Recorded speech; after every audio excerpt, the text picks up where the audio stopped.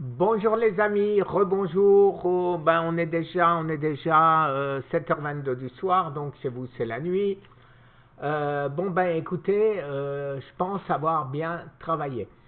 Ça avance, ça avance. Alors l'eau de mer, bien évidemment, on va pas acheter des bouteilles hors de prix, on va pas rentrer dans des trucs bizarres où on n'est même pas sûr de ce qu'on achète. Donc, ce qu'on va chercher, si de votre côté, vous pouvez, je vais d'ailleurs demander à Arnaud s'il en connaît, des laboratoires dans la région où vous habitez, où vous pouvez prendre vos bidons de 20 litres d'eau, aller au laboratoire et la faire analyser et éventuellement traiter s'il y a des saloperies dedans ou pas. Moi, c'est ce que je vais essayer de trouver dans les environs de Miami. Et comme ça, je ramènerai mon eau et je la ferai analyser et traiter avant de la boire. En attendant, vous savez qu'il suffit de se frotter, comme Arnaud me l'a dit. Vous vous nettoyez bien la peau pour qu'elle soit toute lisse, pour que quand vous faites ça, il n'y ait plus de traces blanches. Alors moi, vous voyez, alors ben j'ai pas, je peux pas vous montrer parce que j'ai pas mis la caméra suffisamment grand, mais quand je fais ça, j'ai plein de traces blanches qui montrent bien que mes pores de la peau sont bouchés, sont colmatés. Donc il faut se frotter avec un espèce de gant de crin ou un gant, vous savez, qui gratte un peu, ou pour les légumes, il existe des trucs aussi comme ça, pour gratter la peau du légume. Et ben avec ça, avant d'aller se baigner dans l'eau de mer, et comme je l'ai déjà dit, la peau agit comme un filtre et vous restez une demi-heure dans l'eau en marchant et vous allez vous recharger en minéraux. Donc c'est très bien. Voilà, mais moi j'aime bien les trucs simples et pas les trucs où ça paraît complètement outrancier. Et d'ailleurs Arnaud le dit clairement, il l'a dit, ça devrait être gratuit. Donc débrouillons-nous pour faire gratuit. Alors ça c'est le premier point, ça avance, les autres points avancent aussi. La Fondation de France, je vous l'ai dit, a accepté la fondation de Laurent Schwartz et les premiers essais thérapeutiques auront lieu vers le 15 novembre. Et je tiens, attention, je ne vous demande en aucun cas de participer, mais personnellement, je voulais simplement que vous le sachiez, que moi, je vais participer. Merci, une très bonne journée, alors une très bonne nuit. Alors maintenant, on va terminer par une vidéo très intéressante sur l'eau de mer.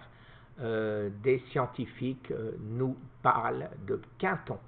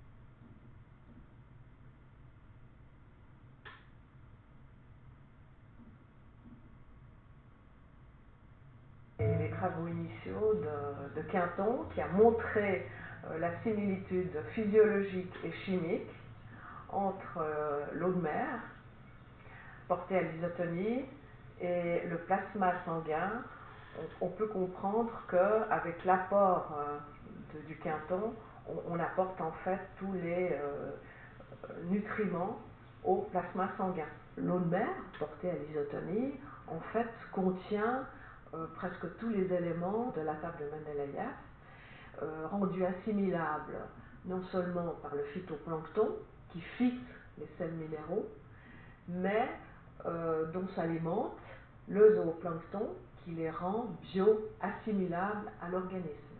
En fait, ce plasma quinton est un totem iono-minéral qui apporte au milieu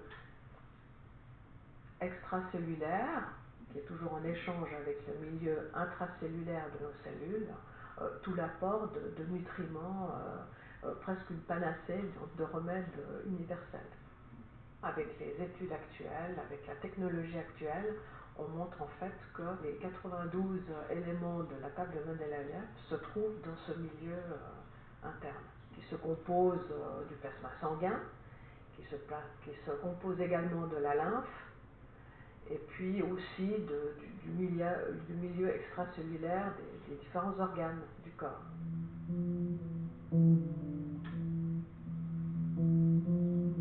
Alors, le sang est composé d'un liquide, le plasma sanguin, qui comporte toutes les protéines plasmatiques, ainsi que beaucoup d'autres protéines, entre autres les protéines du système de complément, qui sont importantes pour l'immunité.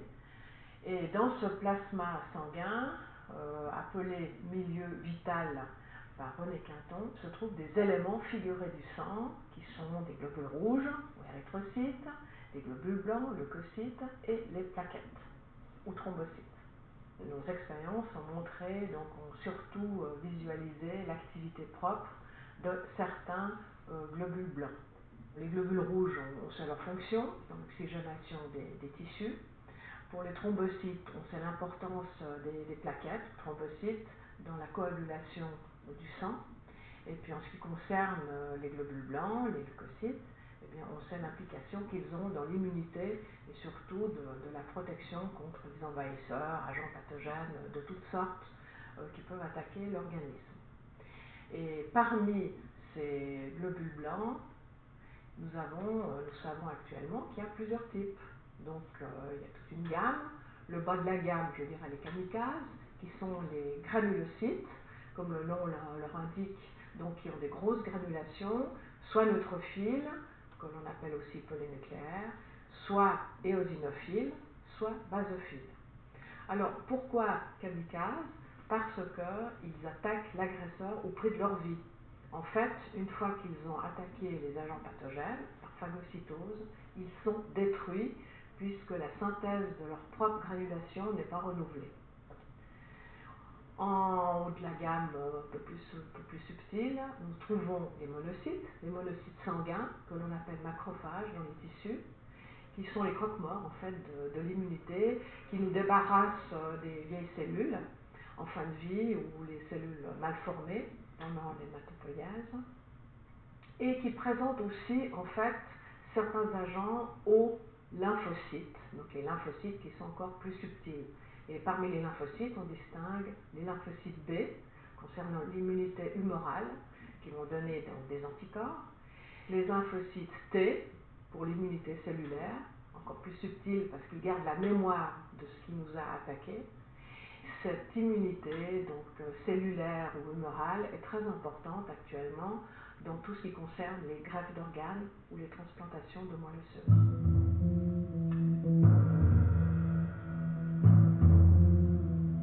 Les expériences que nous avons faites en 2003 ont consisté à visualiser de façon actuelle les propos de René Quinton, qui dans son livre Eau de mer, milieu organique de 1904, un gros pavé, parlait déjà des globules blancs en tant que globule blanc qui est le témoin privilégié du milieu vital. Donc, Quinton, déjà à l'époque, en visionnaire, montrait l'importance des globules blancs dans l'immunité, ce qui est déjà important. Ensuite, il a cité que la délicatesse de ces globules blancs sont réputés ne vivre dans aucun milieu artificiel. Milieu artificiel, lui pensait déjà au sérum physiologique. en plus, il disait que dans sa vie, et donc la vie des globules blancs dans l'eau de mer, au cas où on y obtiendrait, serait particulièrement démonstrative. Alors c'est ce qu'on a voulu démontrer dans notre expérience de 2003 à l'aide de sang vivant qu'on a pris à partir de patients tout à fait normaux, donc avec une formule sanguine normale, une répartition leucocytaire normale, et nous avons effectué ces expériences en 3 étapes. D'abord pris le sang témoin de ce patient, du sang natif, que l'on a mis sous microscope à fond noir pour voir si ça bougeait ou pas. Ensuite, la deuxième expérience, ça a été de prendre ce même sang, mais en milieu artificiel, donc du sérum physiologique, du NaCl 0,9%. Et la troisième étape, c'est de mettre ce sang en présence du quinton isotonique. Donc du quinton, de l'eau de mer, mais porté à l'isotonie par de l'eau de source. À l'isotonie, en fait, du plasma sanguin. Alors, pour notre expérience, nous avons utilisé un système qui montrait en fait la mobilité de nos globules blancs, puisque la fonction même de nos globules blancs, surtout les granulocytes, neutrophiles, eosinophiles, basophiles, c'est de partir du sang périphérique et d'aller dans l'intimité des tissus. Ça, c'est leur fonction par des mouvements qu'on dit mouvements amoeboïdes. En fait, ces cellules émettent des pseudopodes qui se faufilent entre les cellules et qui vont même aller se faufiler entre les cellules épithéliales du vaisseau pour aller dans les tissus. Donc, on a comparé ce milieu artificiel avec le quinton isotonique. Et là, chose extraordinaire, c'est qu'on a vu dans un milieu totalement artificiel, comme le sérum dit physiologique, les globules blancs sont complètement amorphes, presque inertes, et ne bougent plus. Alors que dans le milieu de quinton isotonique, ils sont en pleine vitalité. Alors les images montrent vraiment l'efficacité de ce plasma marin à l'isotonie. Ici, un granulocyte neutrophile hyperactif parmi les globules rouges. Donc vous voyez donc le polynucléaire, donc plusieurs segments du noyau avec les granulations et puis les pseudopodes qu'il émet parmi les globules rouges. Et là, c'est en vitesse réelle. Donc le déplacement de ce granulocyte neutrophile se fait en vitesse réelle, vraiment, ce qui se passe in vivo.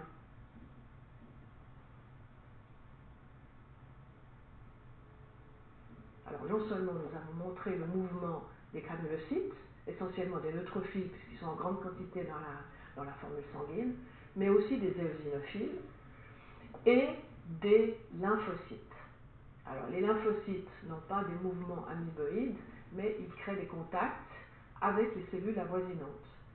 Et là, nous avons montré que parmi les lymphocytes, il y avait des contacts avec les globules rouges. Alors ici, on a une image exceptionnelle par le fait que nous avons un lymphocyte vraiment hyperactif qui se gorge de quinton en fait et qui émet, vous voyez, des contacts avec la cellule la plus proche qui est un globule rouge. Donc lui, le lymphocyte n'émet pas de pseudopodes, mais des contacts cellulaires en fait. Puisque ce n'est pas une cellule, ce n'est pas un globule blanc qui phagocyte comme les autres catégories dont on vient de parler. Alors cette image est d'autant plus exceptionnelle que les lymphocytes sont très fragiles sur les frottis sanguins, alors que là, il a l'air vraiment d'être en pleine activité dans ce quinton isotonique. Donc avec cette expérience originale, effectuée à l'aide de cette technique de visualisation de sang vivant en microscopie à fond noir, on a mis en évidence la différence, qui était flagrante, entre l'effet du sérum physiologique, du NaCl 0,9%, et le quinton isotonique. On a démontré, donc on a observé en fait la conservation des mouvements amoeboïdes des neutrophiles et des éosinophiles, et le maintien de la stimulation des monocytes et fait exceptionnel des lymphocytes. Alors l'intérêt de ces expériences est d'avoir montré en fait à l'aide d'un système le mouvement de nos cellules, entre autres des globules blancs. Alors que comme on sait actuellement, lorsqu'on demande une répartition ou une formule sanguine à un laboratoire, la chose est inerte. En fait, tout est parti d'un frottis sanguin fixé, séché, coloré, où les mouvements ne sont plus possibles. Alors qu'en microscopie à fond noir, on voit réellement, et même à la vitesse réelle, le mouvement de ces globules blancs. Et par rapport au quinton, forcément qu'on voit que de mettre ces globules blancs dans ce plasma marin équivaut à une activité in vivo du plasma sanguin.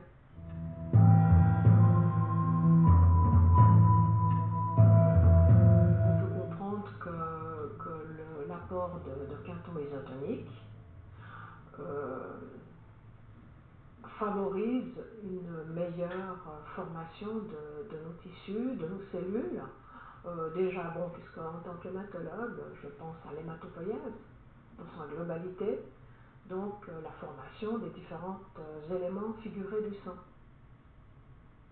Donc qui pourrait combattre les anémies, les agents pathogènes, et puis aussi, pourquoi pas, une meilleure coagulation, un meilleur système des thrombocytes, des plaquettes.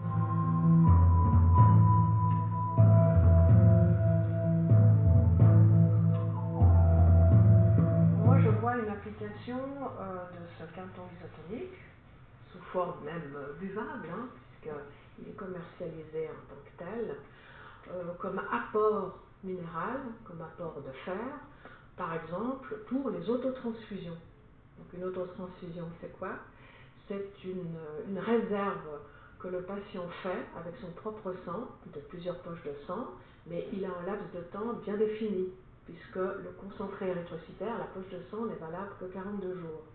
Donc en 42 jours, il peut s'approvisionner de son propre sang en 1, 2, 3 poches. Et en fait, il a 42 jours pour faire cette programmation pour une opération prévue à l'avance. Et au lieu d'apporter du fer à ce patient, on pourrait apporter très aisément, et on le fait dans certains cas, un apport de quinton isotonique ou hypertonique. Par rapport à l'exanguino chez le chien qui avait effectué quinton à la fin du XIXe siècle, chez le chien nommé sodium, on peut actuellement expliquer les fers rapportés par quinton, où il parle de l'effondrement de tous les paramètres hématologiques, avec une remontée vertigineuse des globules blancs. Et on sait actuellement que, en fait, cette remontée des globules blancs concerne essentiellement les monocytes sanguins qui sont formés dans la moelle après 3 jours, donc très très rapidement, qui est un critère en fait de prise de greffe dans les transplantations de moelle osseuse actuellement. Ensuite vient les remontées progressives des autres éléments figurés du sang, comme les granulocytes, les lymphocytes et plus tardivement les globules rouges.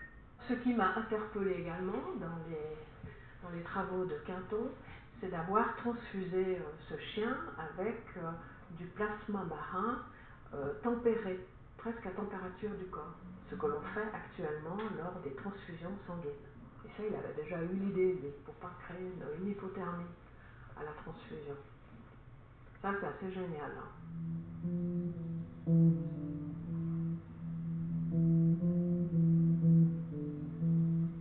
Nous savons que nous avons des différents groupes sanguins, système érythrocytaire, donc pas seulement AB ou rhésus, mais nous avons toute personne a 29 systèmes érythrocytaires, et récemment nous avons démontré que dans 2 de ces systèmes, le système Colton et le système Gill, un peu moins connu des immunohématologistes, mais qu'on va connaître et certainement plus prochainement, ces groupes sanguins se situent sur les aquaporines qui permettent l'absorption de l'eau au niveau de la membrane érythrocytaire. Donc on voit très bien le rapport entre apport de l'eau, hydratation de nos cellules, et puis pourquoi pas l'échange avec le quinton isotonique pour la recharge de notre milieu, pas seulement extracellulaire, mais intracellulaire.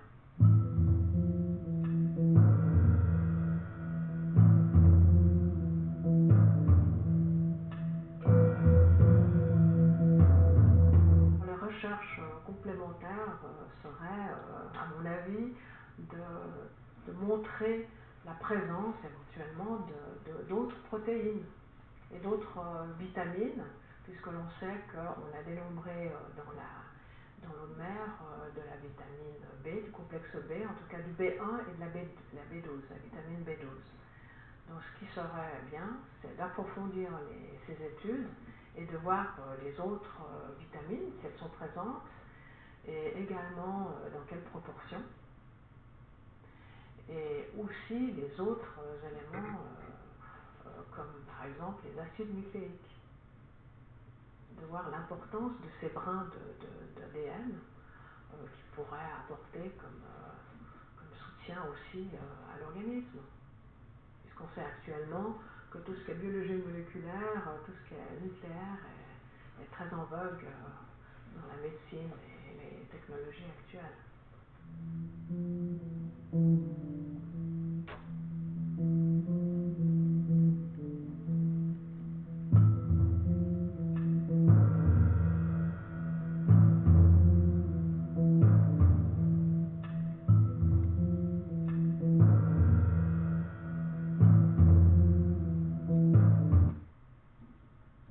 Voilà les amis, eh bien écoutez, rien d'autre à dire, donc je pense que c'est très intéressant et bonne nuit et bonne réflexion. Je vais encore chercher d'autres choses si c'est possible. Au revoir, bonne nuit. Et comme d'habitude, je ne trouve pas moyen d'éteindre.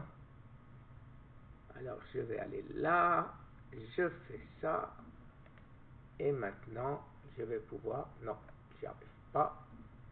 Je viens de changer mes cartes vidéo et je n'y arrive pas. Bon, c'est pas grave. Je vais fermer comme ceci. Au revoir.